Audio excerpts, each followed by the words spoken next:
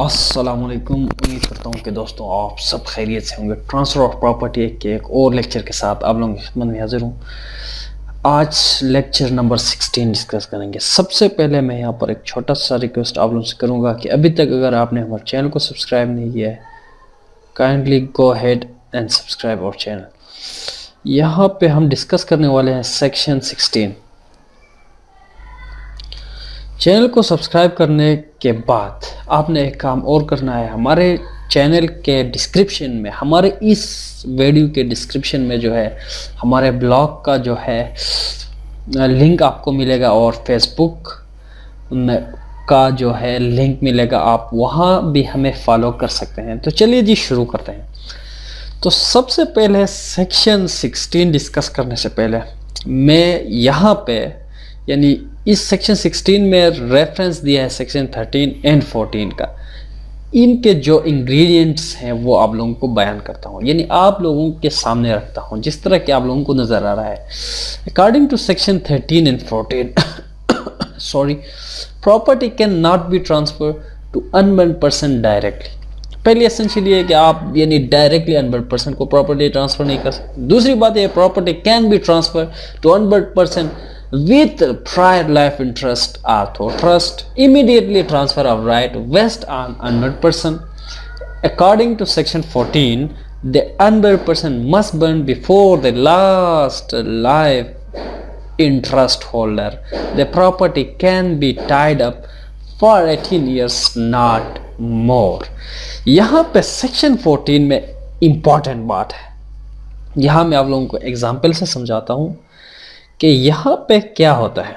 यहाँ ऐसा होता है कि सेक्शन 15 में क्या होता है, इसको आप रिमूव करें। ये सेक्शन 15 का हिस्सा है। सेक्शन 16 में क्या होता है, एक बंदा यानी प्रॉपर्टी ट्रांसफ़र करती है किसको, अनबर्न पर्सन को, by way of prior interest।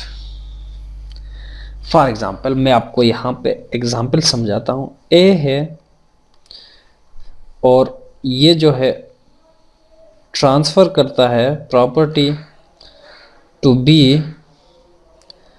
As prior interest.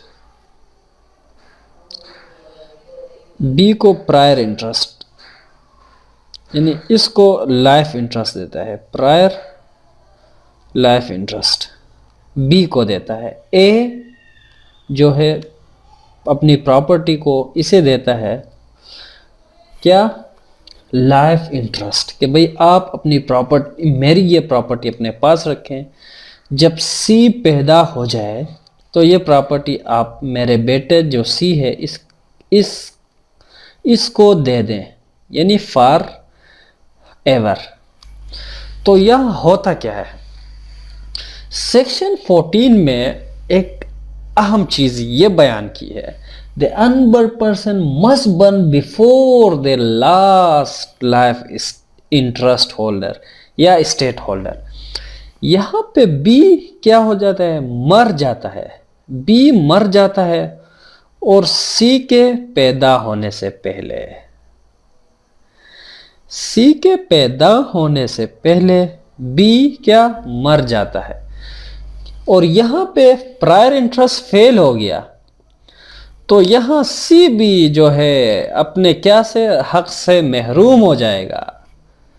एक मर्तबा फिर देखें, ए है प्रॉपर्टी क्या करता है, प्रायर इंटरेस्ट क्रिएट करता है, प्रायर इंटरेस्ट बी के नाम, कहता है कि भाई मेरा जब अनबर्न पर्सन सी जो है, जब सी पैदा हो जाए मेरे ये प्रॉपर्टी आप सी को ट्रांसफ़र करें। सॉरी, लेकिन होता क्या है, बी प्रायर इंटरेस्ट होल्डर है, प्रायर स्टेट होल्डर है।